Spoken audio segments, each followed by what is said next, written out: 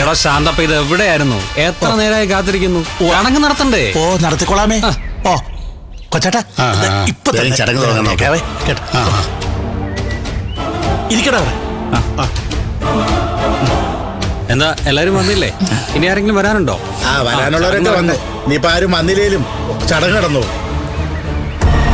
ശാന്തപ്പ, ബാലമാഷ് വന്നായിരുന്നെങ്കിൽ ജാതകം കൈമാറായിരുന്നു. അതെന്ത് വർത്താനാവോ ചേട്ടാ? പെണ്ണിന്റെ തന്തയെ ഞാനിവിടെ നിപ്പില്ലേ? ബാലമാഷ് വന്നിട്ട് ചടങ്ങ് തുടങ്ങിയാ മതി. എന്നെ ഇപ്പൊ വിളിച്ചായിരുന്നല്ലോ. ബാലമാഷ് ഇപ്പൊ വരും. വരും വരും.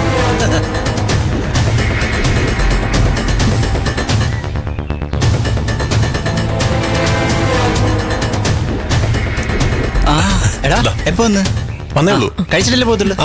ശരി.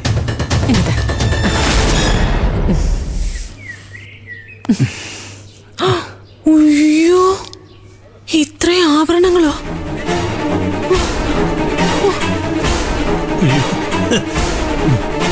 അതെ, ഇതേ ചാരുവിന് വേണ്ടി ബോംബെയിലെ ശീഷ് മഹലിന്ന് ബാബുക്കുട്ടൻ പ്രത്യേകം പറഞ്ഞുണ്ടാക്കിച്ചോണ്ട് വന്നതാ. ഇത് കണ്ടോ? ഇത് പിടിക്കും, സൂക്ഷിച്ചു പിടിച്ചോണേ. അയ്യോ, നെക്ലേസോ? നിന്റെ ഭാഗ്യമാടി, നെക്ലേസാ.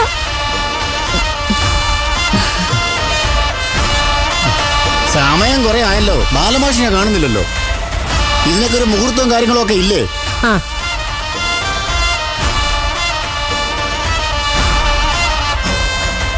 ബാലമാമ വരില്ലേ ചേച്ചി? വരും. ബാലമാമ പറഞ്ഞ സമയത്ത് തന്നെ വരും. കൊച്ചേട്ടാ, അയാളൊക്കെ സമയമൊന്നും കളയണ്ട. ചടങ്ങ് കൊണ്ട് തുടങ്ങിയാട്ടെ. ചിറ്റപ്പ, ബാലമാമ വരും. ചാരുവിന്റെ അച്ഛനായിട്ട് ചിറ്റപ്പനുണ്ട്. എന്റെ അച്ഛന്റെ സ്ഥാനത്ത് ബാലമാമ വേണം. ബാലമാമ വന്നിട്ട് ചടങ്ങ് നടത്തിയാ മതി. എന്താ നട?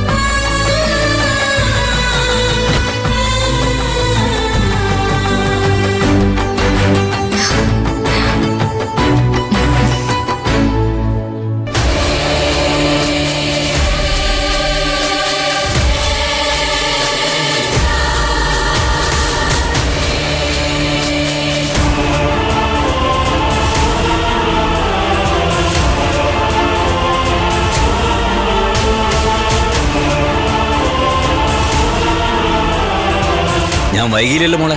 ഇല്ല ബാലമാമ, റൈറ്റ് ടൈമാ.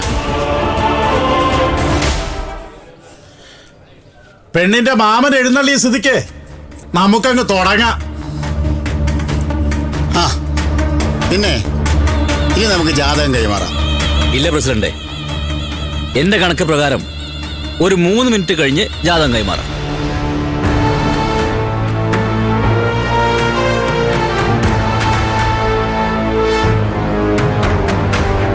അല്ല മാഷേ, 9-നും 10-നും ഇടയ്ക്കല്ലേ മുഹൂർത്തം? പിന്നെ എന്തിനാ ആ 3 മിനിറ്റ്? ഒരു 3 മിനിറ്റും ഇല്ല. ചടങ്ങ് നടക്കട്ടെ. താനൊന്ന് അടങ്ങ് ശാന്തപ്പ, കാര്യങ്ങളൊക്കെ ഒന്ന് തെളിയട്ടെ.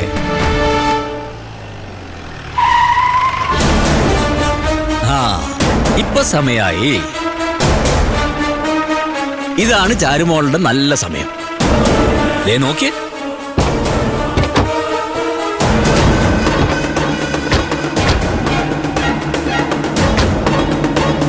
അവനെയും കൊണ്ട്